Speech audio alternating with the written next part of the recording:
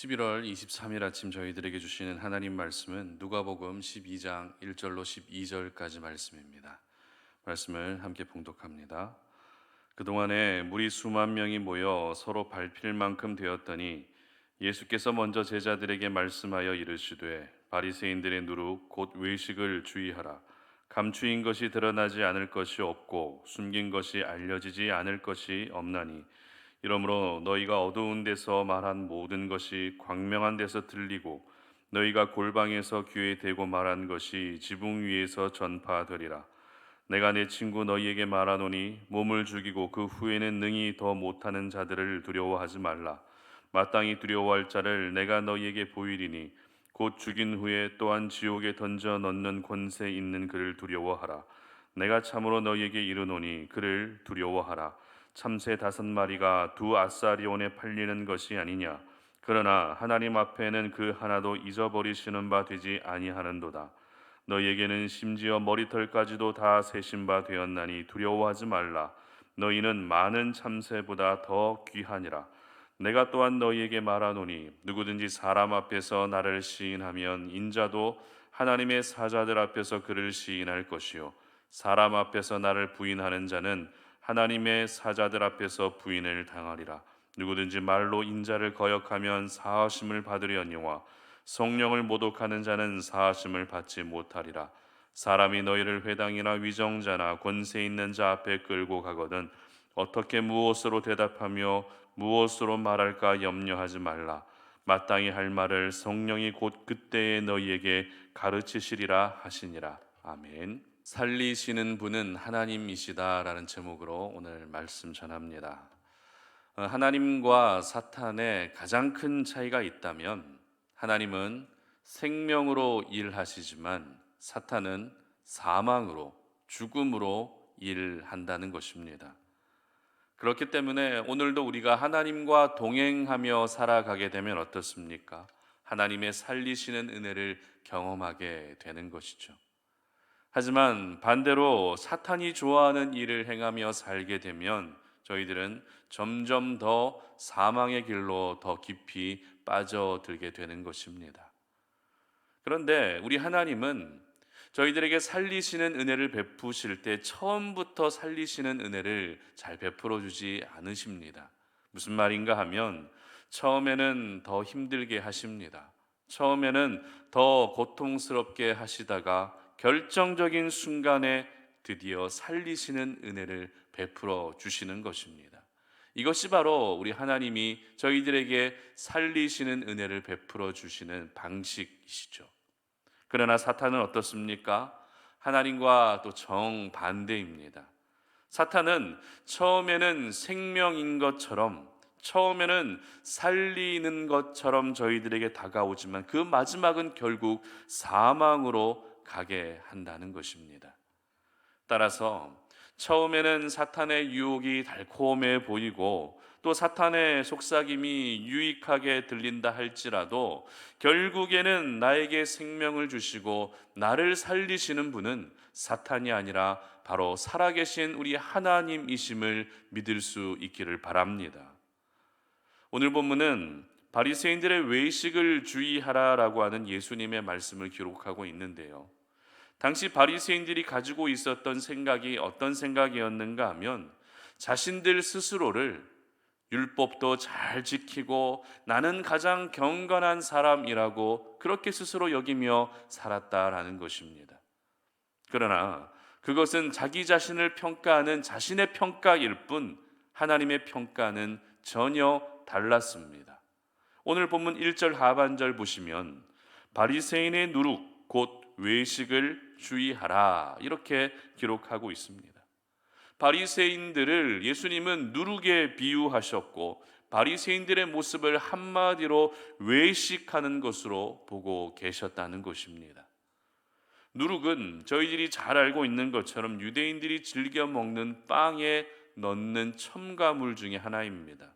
그런데 이 누룩에는 몇 가지 특징이 있습니다.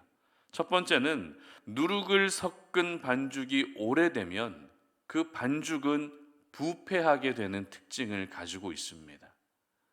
그리고 두 번째 특징은요, 누룩을 넣음으로써 적은 반죽을 크게 부풀리게 하는 그런 특징도 가지고 있습니다. 또한 세 번째 특징은 이 누룩은 겉으로는 잘 구별이 되지 않지만 열을 가하게 되면 결국 드러나게 된다는 특징도 가지고 있습니다. 그렇기 때문에 누룩이 상징하는 것은 부패를 상징하기도 하고요. 그리고 굉장한 파급 효과를 가지고 있다는 것을 상징하기도 합니다. 그리고 누룩은 잘 보이지 않는다라고 하는 특징도 가지고 있는 것입니다. 그렇다면 예수님께서 이렇게 바리새인들을 누룩에 비유하며 말씀하신 이유가 무엇이었을까요? 그것은 바로 누룩이 가진 그 특징이 바리새인들의 모습을 가장 잘 보여주고 있었기 때문입니다. 다시 말해서 바리새인은 영적으로 부패한 사람들이었고, 그런 부패한 사람들이 세상 속에서 사람들 가운데 유대 사회 안에서 급속도로 확산되어져 갔고, 결국 이러한 그들의 부패한 모습에는 처음에는 눈에 잘 보이지 않았기 때문입니다. 그래서 예수님은 바리새인의 누룩을 주의하되 곧 외식을 주의하라고 말씀하셨던 것입니다. 여러분, 외식이 무엇입니까? 사람들 눈에는 경건하게 보이려 하고 겉으로는 하나님에 대해서 열심히 있는 척하지만 그 속은 모두 썩어 있는 것이 바로 외식한다라고 하는 이 모습이라는 것입니다. 그런데 바리새인들이 외식하며 사는 것은 어찌 보면 그들의 선택의 자유라 할 수 있습니다. 그들의 이와 같은 모습들이 절대 올바른 모습은 아니지만 결국 그들은 나는 외식하며 살아야지라고 스스로 결정한 것이기 때문에 딱히 뭐라고 말할 수는 없다는 것입니다. 그러나 문제가 무엇이었습니까? 바리새인들의 외식을 멋있는 경건으로 착각하며 그들을 닮으려 하는 유대인들이 굉장히 많았다는 것입니다. 뿐만 아닙니다. 바리새인들은 자기들이 가지고 있는 그 경건의 기준에 이르지 못하는 사람들을 굉장히 정죄하고 비판하고 멸시했다는 것입니다. 이로 인해서 유대 사회 안에서 오히려 건강한 신앙, 하나님이 기뻐하시는 믿음을 가지고 살아가는 사람들이 극심한 고통을 당하는 일들이 늘 끊이지 않았던 것입니다. 이와 같은 모습에 대해서 예수님은 오늘 보면 4절에서 이렇게 말씀하십니다. 내가 내 친구 너희에게 말하노니 몸을 죽이고 그 후에는 능히 더 못하는 자들을 두려워하지 말라. 아멘. 무슨 말입니까? 너희들을 괴롭게 하는 바리새인들은 너희들의 몸은 죽일 수 있지만 너희들의 영혼에 대해서는 결코 어떻게 할 수 없다는 것입니다. 그러니 그들을 절대 두려워해서는 안 된다는 것이죠. 그리고 11절 말씀 보시기 바랍니다. 사람이 너희를 회당이나 위정자나 권세 있는 자 앞에 끌고 가거든 어떻게 무엇으로 대답하며 무엇으로 말할까 염려하지 말라. 아멘. 무슨 말입니까? 올바른 믿음으로 살아가는 사람들이 고통의 자리에 끌려가서 고통을 겪을 수도 있다는 것입니다. 나는 하나님을 바르게 섬기고 있었는데 하나님이 기뻐하시는 모습으로 하루하루를 살고 있었는데 그 모습으로 인해서 그와 같은 삶의 모습이 오히려 자신을 고통으로 끌고 갈 수 있는 그런 상황들도 얼마든지 일어날 수 있다는 것입니다. 이처럼 유대 사회는 외식하는 바리새인들이 더 높은 자리에 올라 성공하는 구조였지만 반대로 이름도 없이 빛도 없이 믿음을 묵묵히 지켜가고 있는 사람들은 고통의 자리로 내몰릴 수밖에 없는 구조였던 것입니다. 그런데 잘 생각해 보게 되면 이러한 모습은 저희들이 살아가고 있는 삶의 현장에서도 항상 일어나고 있는 것 같습니다. 믿음이 전혀 없는 사람인데도 세상 속에서는 더 잘 됩니다.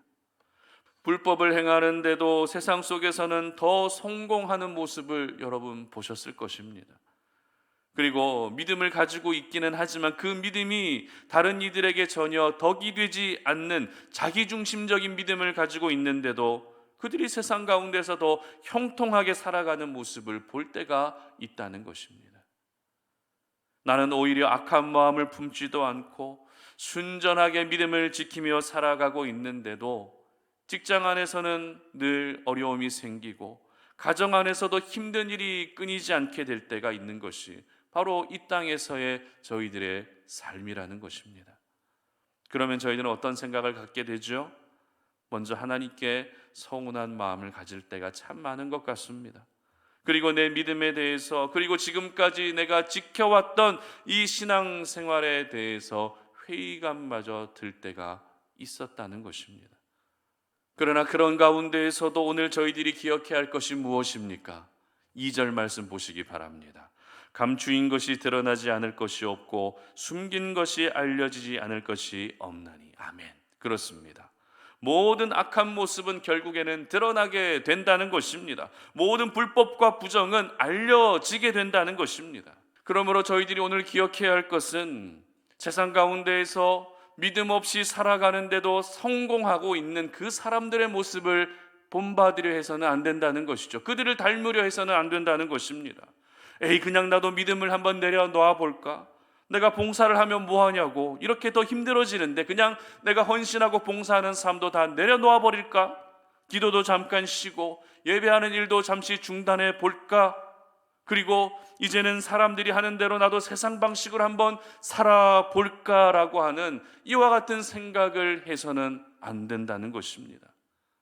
그리고 그들이 나에게 어떤 비웃음과 아픔과 상처를 준다 할지라도 그것으로 무너지면 안 되는 것입니다. 왜입니까? 그 고통 속에서도 결국에는 나를 살리시는 분이 바로 살아계신 하나님이시기 때문인 줄 믿으시기를 바랍니다. 7절 말씀 보시기 바랍니다.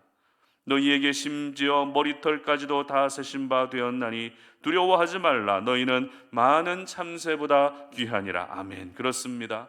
가장 하찮은 미물로 여겨진 참새마저도 하나님이 돌보시는데, 하나님의 형상으로 지음받은 저와 여러분을 우리 하나님이 당연히 돌봐주신다는 것입니다. 그리고 12절 말씀입니다. 마땅히 할 말을 성령이 곧 그때에 너희에게 가르치리라 하시니라. 아멘. 내가 난처한 상황에 놓여지고 지금 내가 어떤 말을 해야 하고 어떤 행동을 해야 할지 전혀 감이 잡히지 않을 때도 살아계신 하나님이 저와 여러분에게 할 말을 가르쳐 주시고 우리가 나아가야 할 삶의 방향을 알려주실 것이기 때문에 우리는 오늘도 그 고통 가운데에서 세상을 향하면 안 되는 것입니다. 그 고통 가운데에서도, 억울한 상황 가운데에서도 변함없이 우리 하나님을 주목하며 나아갈 수 있어야 하는 것입니다. 이처럼 우리 하나님은 저와 여러분을 살리시는 분이심을 믿으시기를 바랍니다. 내가 억울한 상황에 놓여질 때도 있고, 또 이유 없이 공격을 당할 때도 있고, 또 시험에 들 수도 있는 상황에서도 하나님은 반드시 저와 여러분을 살려주신다는 것입니다. 내 주변에 유력한 사람들이 여러분을 살려주시는 것이 아닙니다. 어떤 돈과 물질이 여러분을 살려주는 것이 아닙니다.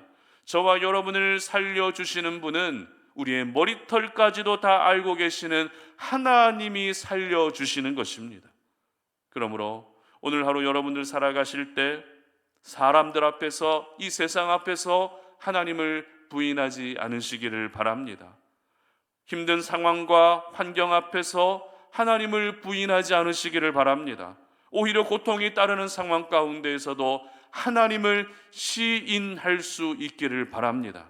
그래서 날마다 살리시는 하나님의 은혜, 오늘로 나에게 생명을 허락해 주시는 하나님의 그 귀한 은혜를 누리시는 저와 여러분들 되시기를 주님의 이름으로 축복합니다. 함께 기도하겠습니다. 하나님 감사합니다. 오늘 이 아침에 우리가 주의 말씀을 통해서 나를 살리시는 분은 바로 하나님이심을 믿으며 그 하나님을 향해서 우리의 시선을 고정하고 이 땅 가운데에서도 더욱더 하나님만을 따르며 살아가기를 원합니다. 우리의 머리털까지도 다 세신 바 되신 하나님, 지금 내가 어떤 고통에 처해져 있고 어떤 억울한 상황에 놓여져 있고 어떤 힘든 상황에 놓여져 있는지 다 알고 계십니다. 그 가운데서 결국에는 우리를 살리시는 분이 하나님이시기 때문에 오늘도 우리의 믿음이 하나님만을 향할 수 있게 하여 주시옵소서. 하나님을 향해서 원망하지 않게 하여 주시옵소서. 상황과 환경을 탓하지 않게 하시고 결국에는 나를 살리시는 하나님을 신뢰하며 그 은혜를 경험할 수 있는 우리 송탄 오륜의 모든 가족들이 되게 하여 주시옵소서. 감사드리며 예수님의 이름으로 기도드립니다. 아멘.